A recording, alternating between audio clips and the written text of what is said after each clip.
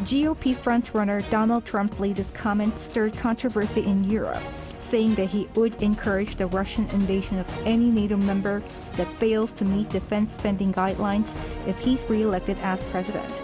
We take a closer look at what this could signal when it comes to South Korea and other U.S. allies in Asia. South Korea's trainee doctors group is remaining cautious from taking collective action for now, following a strong warning from the government. The group has been resisting the government's move to increase the number of doctors. President Yoon vows to enact a special law to nurture the southeastern port city of Busan as a global hub. This as he visited the city today for a policy debate session with the aim of closing regional gap. It's February 13th, 2024. This is Newscenter. Good evening. Thank you for joining us. I'm Yoon Jung-min. We begin with controversial comments from a former U.S. president seeking re-election. GOP frontrunner Donald Trump says he would encourage the Russian invasion of any NATO member that fails to meet defense spending guidelines. This stirs concerns in Europe and raises a question about what this could mean for South Korea and other U.S. allies in Asia. Our foreign affairs correspondent Bae Yoon-ji starts us off. Donald Trump, who's running for another term in the White House, told NATO members that they would need to pay their dues if they want military assistance from the United States. At a campaign rally in South Carolina on Saturday, he recounted what he described as a conversation with the president of a big country. I said, "You didn't pay? You're delinquent?" He said, "Yes, let's say that happened. No, I would not protect you. In fact, I would encourage them to do whatever the hell they want. You got to pay. You got to pay your bills." The remarks come on the back of a NATO report released last year, which showed that only 11 of the then 30-member alliance were spending 2% of GDP or more on defense. And the comments drew immense criticism from European leaders. Any relativization of NATO's guarantee of assistance is irresponsible and dangerous, and is solely in Russia's interests. Nobody should play or trade with Europe's security. Trump's latest comments have also raised concerns from South Korea, amid speculations that a second presidency would mean a grim outcome for the security of East Asian nations, as well as a possible withdrawal of American troops from Korea. But the former U.S. Special Representative for North Korea, Sung Kim, highlighted the need for trilateral cooperation, regardless of what happens in the presidential election in November. During a forum hosted by the CSIS, a think tank in Washington, he said South Korea and Japan are expected to play a more active role, noting that it's critical that the three governments continue to focus on strengthening their extended deterrence cooperation. Bae Yoon-ji, Arirang News. Turning to the Israel-Hamas war, reports say the recent Israeli air assaults targeting the Palestinian city of Rafah in the southern Gaza Strip has killed more than 100 people, including children. Eyes are on talks over a 6-week pause in the fighting. Lee Kang-in has the latest. The Israel Defense Forces attacked Gaza's southern city of Rafah and surrounding areas overnight Monday, with jets targeting different areas of the city and helicopters firing machine guns along border areas. More than 100 people, including children, were killed in what CNN called extremely intense Israeli airstrikes. According to a Palestinian media source, Israel conducted about 40 airstrikes on the Rafah region in the early hours of the morning in an area where 1.4 million Gazans have taken refuge since the conflict began. The White House reported that in a call with Israel's Prime Minister Benjamin Netanyahu on Sunday, President Joe Biden pushed back on the planned military operation in Rafah, telling the Israeli leader that Israel should not proceed without a credible and executive plan to protect the Palestinian civilians sheltering there. However, Netanyahu brushed off international warnings and criticism, saying that telling Israel not to enter Rafah was like telling the country to lose the war. The Israel Defense Force proceeded with the airstrikes despite a firestorm of criticism, with Human Rights Watch saying the forced displacement of Palestinians in Rafah would have catastrophic consequences, while the United Nations said it was extremely worried about the fate of civilians in Rafah who need to be protected. Following his meeting in Washington with Jordan's King Abdullah on Monday, the U.S. president said the United States is pushing for a 6-week pause in the fighting between Israel and Hamas in Gaza as a stepping stone towards a longer ceasefire. As the King and I discussed today, the United States is working on a hostage deal between Israel and Hamas, which would bring an immediate and sustained period of calm to Gaza for at least 6 weeks, which we could then take the time to build something more enduring. Meanwhile, Hamas said Monday that 3 Israeli hostages died from wounds sustained during the intense Israeli attacks over the weekend. According to the Israel Defense Forces, 2 Israeli hostages were rescued Monday, having both spent 128 days in captivity. They are said to be in relatively good condition and have been reunited with their families. Israel says there are still over 130 Israelis being held hostage. 이은진, Arirang News. Over in southern Philippines, the death toll from a recent landslide that hit a gold mining village has increased to 68.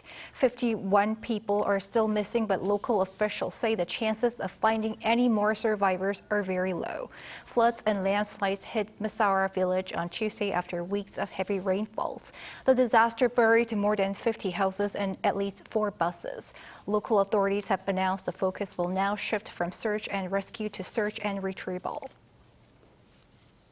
There are more signs that show Pyongyang and Moscow forging closer ties from military to economic and cultural cooperation and to the political sector.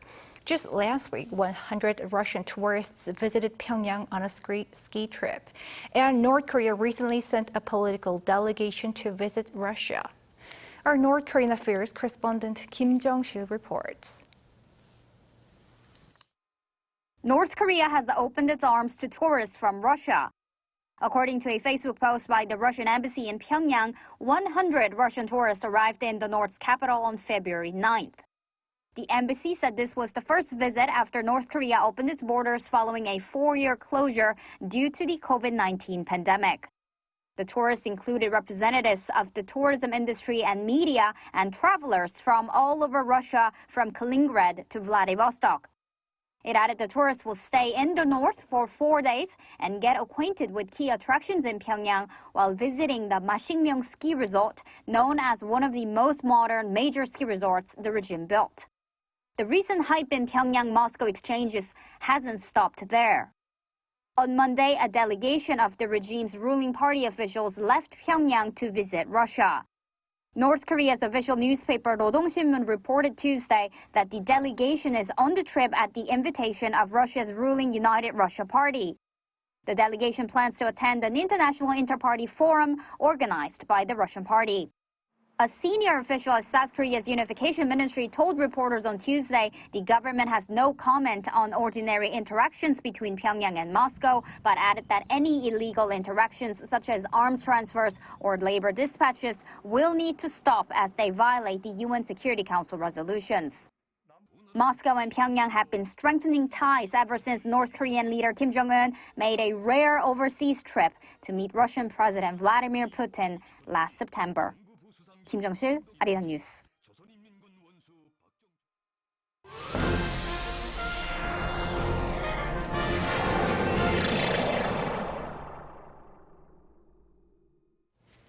Here in Korea, tensions have grown recently between doctors and the government over the latter's move to expand the country's medical school enrollment quota. Trainee doctors in particular held a debate among themselves, after which they did not mention collective action. Choi Soo-hyung explains. Amidst the debate of expanding the medical school quota, trainee doctors are treating the situation with caution instead of immediately resorting to collective action such as a nationwide strike. According to the Korean Intern Residents Association Assembly of Delegates on Monday, the association has agreed to transition into an emergency response committee while withholding further details about action plans. This contentious issue stems from the South Korean government's plan to increase the total enrollment quota from the country's medical schools for the upcoming year by 2,000 per year. Speculation in the medical field suggests this move might be in response to the government's firm stance against collective actions. The Ministry of Health and Welfare currently prohibits collective action by doctors and has warned of the possibility of license revocation if they disobey the Health Ministry's immediate return to work order during a future strike. Furthermore, the ministry has prohibited teaching hospitals from accepting mass resignations from residents. However, some hospitals have indicated that there are still many avenues for collective actions within legal bounds, such as not renewing contracts. Meanwhile, on Tuesday, Park Min-soo, the second vice minister of the health ministry, mentioned that it is fortunate there have been no collective action thus far, and the government acknowledges the doctors' efforts to save people's lives. The government will advance its healthcare reform to improve working conditions in hospitals, resulting in a sustainable workplace. We sincerely urge residents to make a decision that stands by the patients. However, he added that the ministry will continue to monitor the situation, given the absence of a clear stance on future plans by the association. Last Tuesday, the government announced that it would increase annual mass school enrollments, having been frozen for 19 years from the current quota of 3,058 to 5,058. Quota allocations for each individual mass school will be finalized by next month. South Korea currently has just 2.6 doctors per 1,000 people, far below the OECD average of 3.7. Choi Soo-hyung, Arirang News. South Korea will enact a special law to turn the city of Busan into a global business hub as the country looks to narrow gaps and spur development across regions outside the capital. That's according to President Yoon on Tuesday, who held the 11th round of policy discussions with citizens in the southern coastal city. Under the theme Busan as the gateway to an era of regional growth, Yoon said that a special law would foster logistics, finance, and high-tech sectors, establishing a new airport on Kadok Island, redeveloping the North Port, and relocating the Korea Development Bank to the city. Yoon added the government will rebuild sports and cultural facilities, set up a children's hospital, and develop a second major commercial district in the city. South Korean companies' exports fell nearly 15% year-on-year in the first 10 days of February due to fewer working days. According to the preliminary data from the Korea Customs Service on Tuesday, total export volume dropped to around $15 billion during that period. But daily exports, considering actual working days, saw an increase of over 11% from the same period last year. By item, chip shipments increased by more than 40%, while exports of most of the major products, including cars and ships, decreased. Total imports were also down during the first 10 days of the month by over 24%. For the third month in a row in January, foreign investors became net buyers of South Korean stocks. According to data from the central bank on Tuesday, offshore investors bought a total net worth of $2.51 billion of shares in Korean listed firms last month. This means overseas investors have continued to buy more local stocks than they sold. The Bank of Korea attributed this to optimistic forecasts for South Korean chip makers, with recent data showing a rise in chip exports. In other news, Bitcoin reclaimed the $50,000 mark and beyond on Monday, with demand soaring on Wall Street following the approval of spot Bitcoin exchange-traded funds in the U.S. earlier last month. Lee Soo-jin has this report. Bitcoin has surpassed the $50,000 level for the first time in more than 2 years. According to U.S. cryptocurrency platform Coinbase, at 12:26 p.m. on Monday U.S. Eastern Time, Bitcoin surged 3.65% from the previous day. This marks the first time since December 2021 that the cryptocurrency has been valued at more than $50,000 per coin. The world's largest cryptocurrency was boosted by last month's regulatory approval by the U.S. Securities and Exchange Commission to allow the creation of Bitcoin exchange-traded funds, as well as a growing interest from Wall Street in the tech industry. The massive outflows from Grayscale Investments' Grayscale Bitcoin Trust after it received approval from the SEC to convert its existing $28 billion in assets under management into an ETF have also begun to subside. Following the approval of the long-awaited ETFs on January 10th, the cryptocurrency briefly tumbled below the $40,000 level, but has since been on an upward trend. Ethereum, the second largest cryptocurrency, was also up nearly 2% to pass the $2,000 mark on the same day. And the renewed interest from investors in the tech industry was also evident when U.S. AI chipmaker NVIDIA briefly overtook Amazon in terms of market capitalization for the first time since 2002, when they were both valued at under $6 billion. On Monday local time, NVIDIA's market cap passed that of Amazon's to briefly become the fourth most valuable U.S.-listed company before closing with a valuation behind the e-commerce giant. The primary driver behind NVIDIA temporarily surpassing Amazon is the global frenzy surrounding artificial intelligence, further raising expectations that the chipmaker may become a $2 trillion company this year. NVIDIA currently holds around 80% of the high-end AI chip market, leading its shares to surge a whopping 223% over the past 12 months. Lee Soo-jin, Arirang News. Back in this country, service robots are looking to be a tangible part of our daily lives in the very near future. As our An Sung-jin reports, they are already making outdoor deliveries in some places. A robot strolls down the street, on its way to deliver a freshly packed meal without any human assistance. The company behind it, Robotics, has created indoor and outdoor autonomous delivery robots to further cement its position in the market. Based on a deep learning algorithm, the robot can detect obstacles, wait for the traffic lights, and reach its destination. It's called Kemi, which means ant in Korean. These robotic worker ants focus on short-distance delivery from restaurants and cafes to nearby offices and residential areas, while indoor robots work in hotels and offices. What would have taken me 20 minutes on a delivery app only took this robot less than 10 minutes. Pick up my meal from a restaurant and have it perfectly delivered it to me. Robots like this are becoming more and more integrated into our daily lives for added convenience. The company says it aims to fill jobs that humans don't want to do. Many people are concerned that robots will take jobs from humans, but the 3D, dirty, dangerous and demeaning jobs are already in need of workers. If robots can provide not only delivery services, but also fill labor shortages in these areas, that's the ultimate goal that would fill us with a great deal of pride. This company that develops serving robots for the restaurant industry is also looking to help with labor shortages and has more than 2,000 robots located in restaurants all over the country. Despite having a long history, the restaurant industry lacks digitalization, but that means it has a lot of potential. These types of robots have so much space for growth since demand at other indoor environments is increasing as well.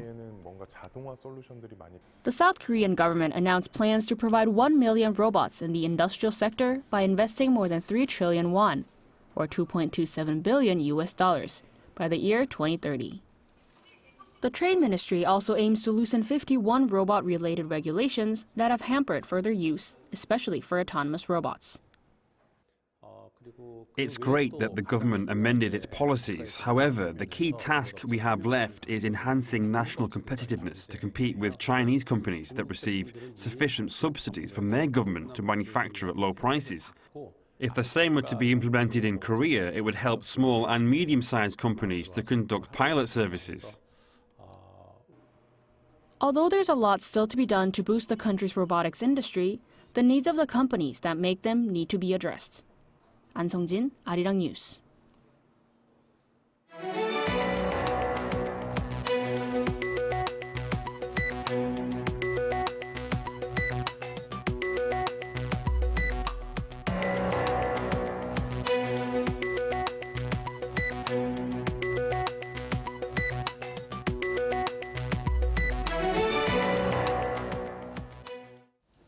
In sports news, South Korean football player Lee Kang-in has been selected among the best 11 players at the 2023 AFC Asian Cup. The Paris Saint-Germain attacking midfielder is the only Korean player who made the AFC's team sheet, which was announced on Tuesday. Lee, who scored 3 goals and made 1 assist in Korea's 6 matches, was chosen as a right midfielder in the 3-4-3 formation. Host country and back-to-back champions Qatar have the most players on the list with 4. A cultural initiative based in the U.S. is celebrating 20 years of its efforts to share Korea's traditional music and literature with the American public. Our Yoon has more.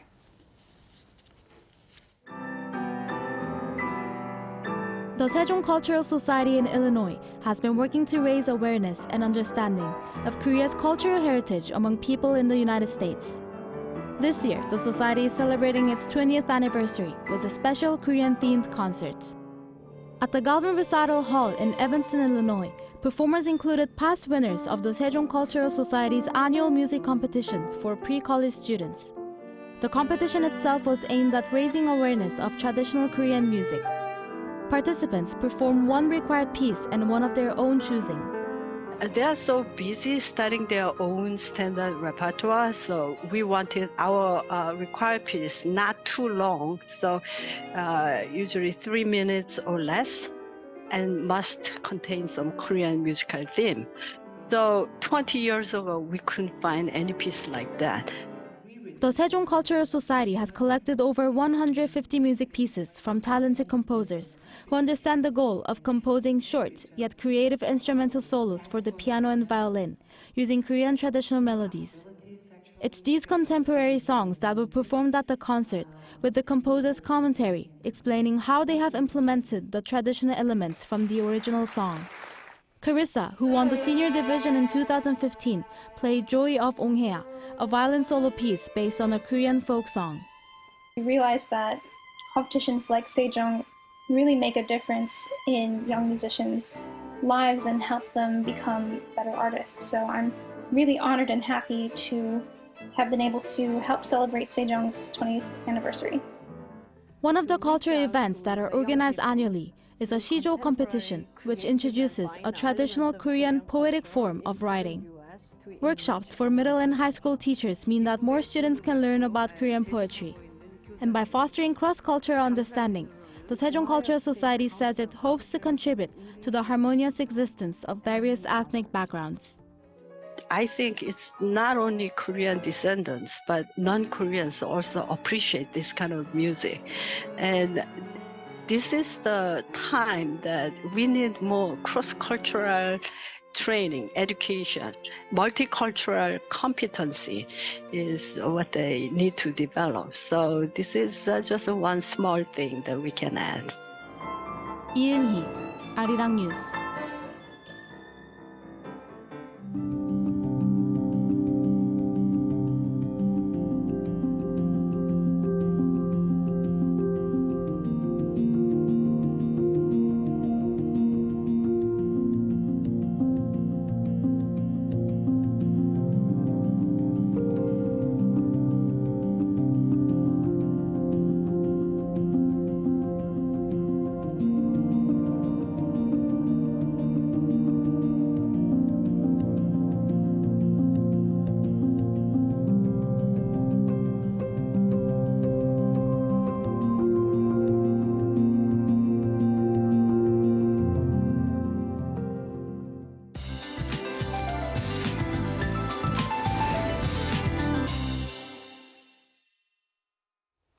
At the end of the Lunar New Year holiday, the temperatures have suddenly risen and the weather feels like early spring. Daytime temperatures soared up to 14 degrees Celsius today, exceeding the seasonal average by 9 degrees. Due to the mild southwesterly winds, the warming trend will continue tomorrow across the country. As much as daytime conditions are warming up, please expect wide temperature gaps. Even though tomorrow will be as warm as today, there will be places with rain between dawn and morning. The expected amount of rain is mostly 5 to 10 millimeters, while Jeju Island will receive up to 30. Morning temperatures will be mild nationwide. Tomorrow's Seoul will start off at 9, Busan 11 degrees. Daily highs in Gwangju, Daegu, Gyeongju, and Jeju will jump to 18 degrees Celsius. There's rain forecast for the day after tomorrow, and the temperature will drop a little, but early spring weather is expected to appear again from the beginning of next week. That's all for Korea. Here are the weather conditions around the world.